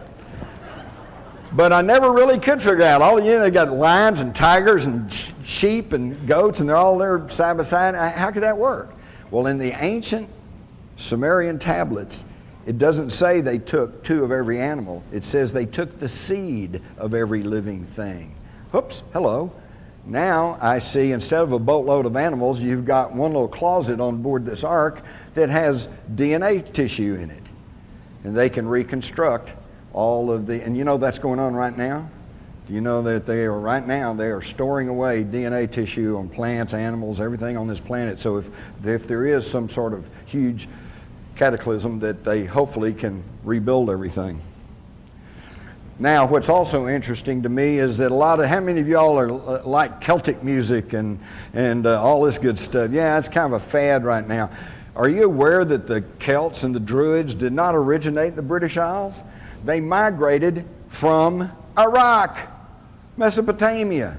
In fact, there were 2 mass migrations. One went up through the Caucasus Mountains, came in through Eastern Europe, ended up over on the British Isles. They were known as the Druids. And the primitive people who were there worshipped them because they had knowledge, they knew things, they knew how to do things. And of course the other came into Egypt, and from Egypt to Greece, from Greece to the Romans, and then on into the Western civilization. In fact, the whole history of Western civilization has been one constant movement to the West. And when Europe filled up and the British Isles filled up, then they came to America, and the East Coast filled up. And during the 1800s, it was one mass migration from the East Coast to the West Coast. And why? Why did these people keep moving? Historians, it's no mystery. They all admit why. To escape religious and political tyranny. In other words, somebody's been trying to get hold of us all of this time. but we're like trying to grab mercury or something. You know, you're trying to grab it, we all move. Move some more. But you know what, folks? We got a problem. There's no place else to move. And now they've got technology. And they know where everybody is. So here's just a brief rundown. You can see that you start with the ancient Samaria and you can trace the knowledge and the attempt to control humanity right on up. And it's all the same thing. The pharaohs, the Caesars, the royalty of Europe, Hitler. What were they concerned with? The bloodline and the interbred. And they want to maintain the purity of the blood. There's something about that, and it tracks all the way back.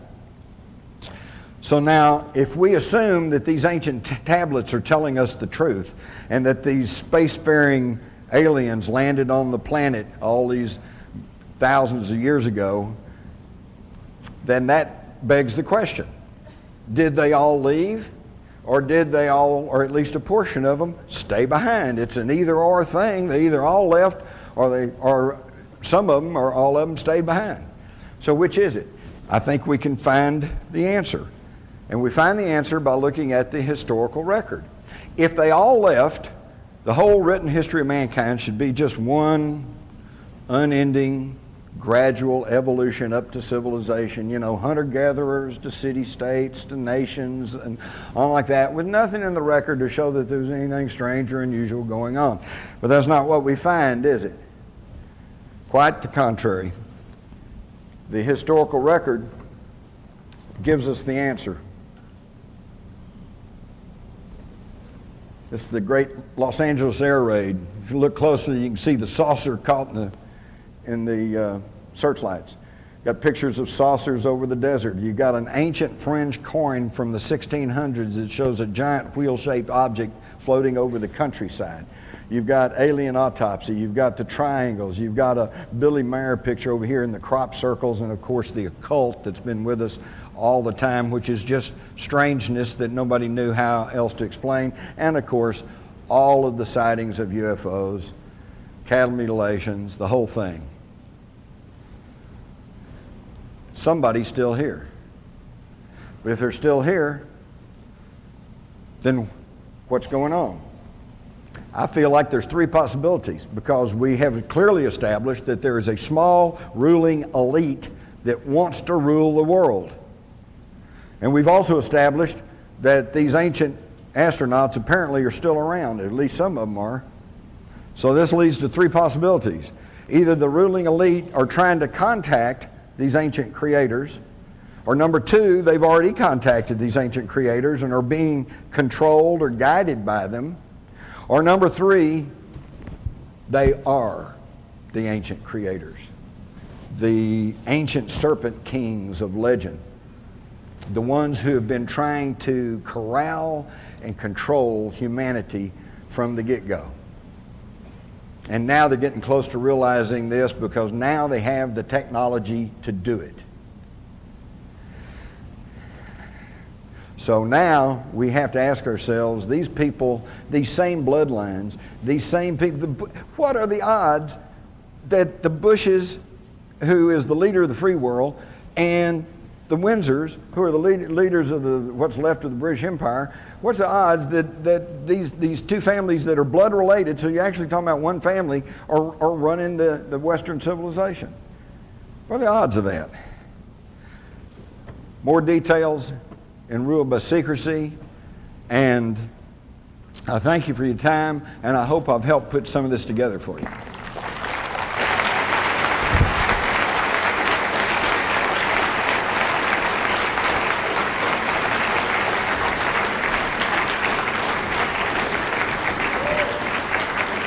I don't think we have much time left, but anybody has an important question, come to the microphone and I'll try to answer it. Yes, Colonel. Jim, in speaking about the Skull and Bone Society as a recruiting and grooming tool for the world government, you said that they find those with ability, and quote, who are more compliant. What evidence you have for that more compliant part? Well, simply for the mere fact that the ones who aren't compliant go on off and they don't get leadership positions, and the ones who are compliant get the leadership positions. When I say compliant, I mean, maybe I could have used another word. Let's say they find people who are more in tune with their worldview. Thank you. Compliant kind of implies that they order them around. It's probably not that direct. Good presentation, Jim. Thank you. Thank you. I wanted to comment on your United States note that Kennedy was attempting to put into existence.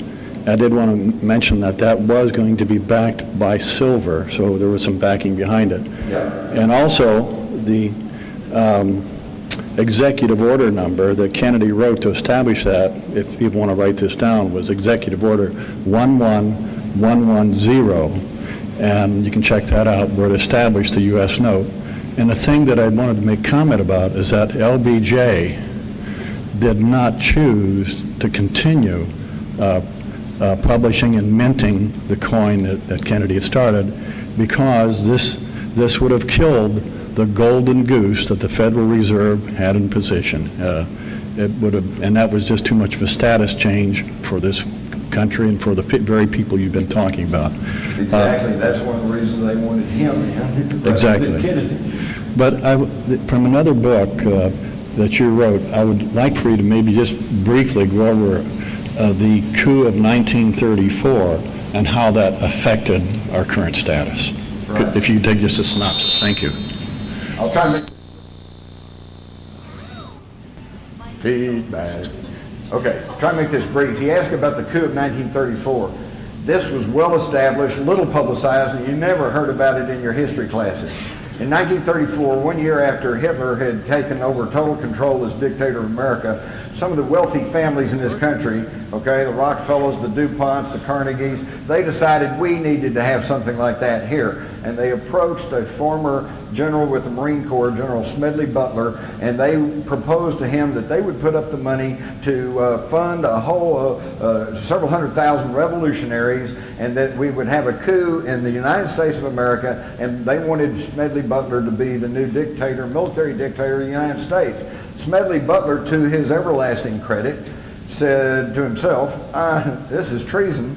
And he didn't really say anything to them, but he went along with it for a little while until he could figure out who was behind it, what all they were doing. Then he went to Franklin Roosevelt and told him what was going on. And of course, Roosevelt had a real bad problem.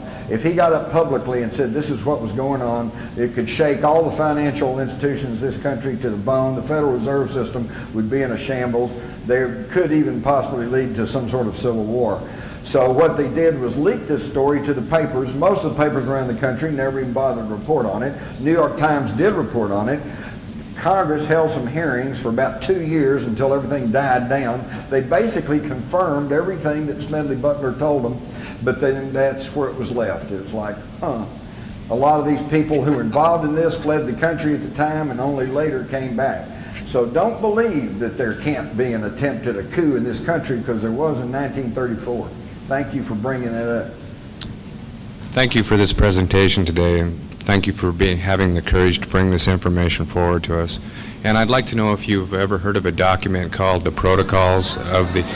I wonder if you've heard of a document called the Protocols of the Elders of Zion? Yes. Let me address this real quick. I addressed this in Rule by Secrecy. He's asking about the Protocols of the Learned Elders of Zion. First and foremost, yes, it is a hoax that was perpetrated by the Tsarist police during World War I in an effort to try to stigmatize the Jews in Russia at that time and gather support for the Tsar. However, the tenets of this thing are too serious, too detailed, too thoughtful. If you'll go back, you'll find that some of the alteration they did was change Sion, S-C-I-O-N, to Zion, Z-I-O-N, in an effort to try to lay it off onto the Jews. Sion, of course, brings us into the Priory of Sion, and several scholars have decided that the protocols are legitimate, but they are a document of the Illuminati. not the Jews, okay? So what you have to do, my advice to you is to try to find a copy of the protocols and read them. It is really chilling because it's just like the report from Iron Mountain. They can claim it's a hoax, but when you read it, you know this is not a hoax. It's a game plan for taking over the world. But again, let me emphasize, this was not done by the Jews, okay? The Jews have been as victimized by these people as everybody else. Yeah, I have one correction on your timeline. You said Eisenhower and Dulles got us into the Vietnam War. Eisenhower kept us out of Dien Bien Phu when the French were trying to get us into the war. He stated that it's the wrong war, the wrong place, at the wrong time. The guy who got us into the war was JFK. Well, I would disagree with you on that, although what you said essentially is correct. The reason that they didn't want to go in with the French is because they didn't want the French in there. They wanted to wait and let the French get run out so that we wouldn't have any competition when we moved in. And all I can tell you is that C.L. Sulzberger of the New York Times said that John Foster Dulles personally told him that he created CETO to give the president the power to intervene in Southeast Asia. I do agree with you. I think Eisenhower, being a general and having come through a world war, was hesitant to get us involved in a war over there. That's why all he did was start to send military advisors. And that's all JFK did. He increased them. When he took office, there were like 5,000 or 6,000 military advisors in Southeast Asia, and by the time he was assassinated in fall of '63, that had been increased to like 12,000. So there were, but they were military advisors, okay? And yes, they went out on patrols, and yes, if they got in a firefight, they would shoot back to defend themselves, but it was only Lyndon Johnson that put ground combat troops in Vietnam and ordered up Rolling Thunder, and that's when the war really got underway. Yeah. Jim, I was wondering if you could offer any comments on FEMA, also its authority and possible place and role in this game. I got a question for you all. Since when is it the job of FEMA to investigate the tragedy of the space shuttle? And since when is it the job of FEMA? Who investigated the World Trade Center bombing? Was it the New York Fire Department? No. Was it the New York Police Department? No. Was it the FBI? No. It was FEMA. And what did FEMA do? They hired 26 structural engineers, rushed them through there, let them go there for a day and a half, wouldn't let them look at most of the stuff, already were shipping the metal out of there, would not allow them to do tests on it. The head of the panel even complained, but then based on what little they got to see and what they were told, they finally issued a report and said, well, airplanes hit the building, I guess the temperatures got high and they all collapsed. There was no investigation and it was all covered up by FEMA. What about constitutional power or possible place in this whole power game? Constitutional power? Well, you know, we have a constitution, and don't anybody get me wrong, you know, the form of government that we pay lip service to in this country, I will be the first to agree, is the finest that has ever been put together in the history of this world. Our problem is not the Constitution, the Bill of Rights, the Declaration of Independence. Our problem is that we're not adhering to it. We're not following the Constitution of this country. When the President of the United States gets up and says, my lawyers have informed me that I don't even have to consult with Congress to go fight a war over in the Middle East, he obviously has not read the Constitution of the United States, because it plainly states that only Congress shall have the power to declare war.